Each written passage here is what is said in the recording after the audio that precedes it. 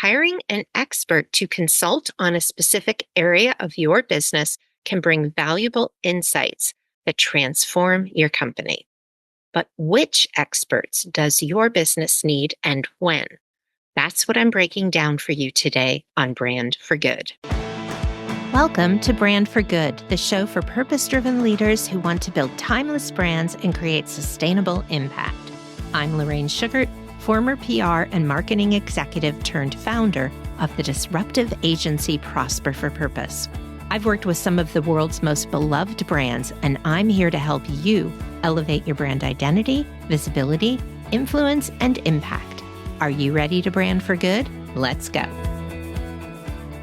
This morning, I met with a website designer for my agency Upbrand, but we weren't talking about me. We were talking about her.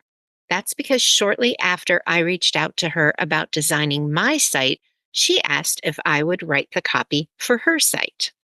She and I work on client projects together, but this is the first time we'll be working together on each of our own projects. We're so excited. But the important thing is that it's happening because each of us knew that we needed the other's expertise if we wanted the best website possible. Neither of us could have afforded to work with the other one during our first 2 years of business. In fact, I wrote and designed Prosper's first website in WordPress. But I wasn't a designer then, and I'm not a designer now. And while Kelly, my designer, could write her new website copy, she knows she's not a writer, and she wants her copy to deliver just as inviting an experience as her design does. And yet, I see a lot of sites that tell me no copywriter was involved. I also know that many small business owners buy design templates and then do little or nothing to make it unique. So, how do you know when it's time to hire an expert in your business? And what experts do you need? You probably started your business because you saw an opportunity to make a living doing something you love, and you don't want to do it for anyone else, though you probably did in the past. Perhaps you're an expert in photography, construction, or personal training. You're not, however, an expert in finance, marketing, or sales. That's where skilled and experienced business experts come in. Investing in an expert doesn't require you to add anyone to the payroll. Many experts offer everything from an hour consult to a retainer for services. Working with an expert can, however, provide new ideas and solutions that can quickly transform your business. In addition, working with an outside expert brings a fresh perspective to your business. And it can help you identify areas of your business that you don't even realize could be improved. So if you feel stuck or have lost objectivity in your business, here are the 5 key experts I recommend you consider. First of all, a financial advisor. This could be your bookkeeper or your tax accountant, depending on the level of guidance you need. The first expert most business owners hire is a bookkeeper. I also share this first because without revenue, you don't have a business, you have a hobby. We've all heard that. A good advisor will help you look at your pricing versus the cost of running your business. This person will also work with you on financial forecasting, which helps you manage your cash flow, which is the lifeblood of any business. And they'll also help you understand when you'll be able to afford to hire your next employee or upgrade your tech or make some other kind of big investment in your business. They'll basically help you understand the financial metrics of your business, which is key to keeping your business running. And unless you're a whiz at managing finances, you'll want to find a bookkeeper as soon as you hit 6 figures. There is a wide range of what bookkeepers offer based on their own experience and training. So be sure to ask questions to be sure you're getting the level of services you need. When you need to make bigger decisions, look for business or tax accountants if your bookkeeping firm does not provide an accountant. And again, typically bookkeepers manage your books and can provide some guidance, but not the same level that a full accountant can. Number two is marketing. Marketing, let me just say, is different from copy and content writing. It's also referred to as messaging, right? And so messaging is about the words that you put in front of a customer, while marketing is how you deliver these messages to potential customers. So let's just say you hire a conversion copywriter to write your website content.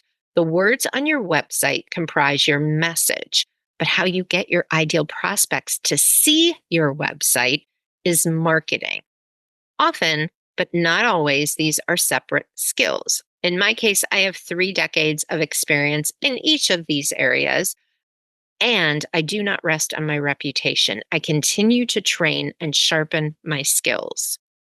So, you want to start by ensuring that you already have good messaging and a proven offer. Then, as soon as you can afford marketing, look for the best person or agency you can afford. If no one knows about you, no one is buying from you. Number three is sales. As I mentioned when I spoke about a financial advisor, without sales, you don't have a business. Fortunately, most businesses start off with a handful of customers because the owner talked to family and friends and previous colleagues as well about their new business.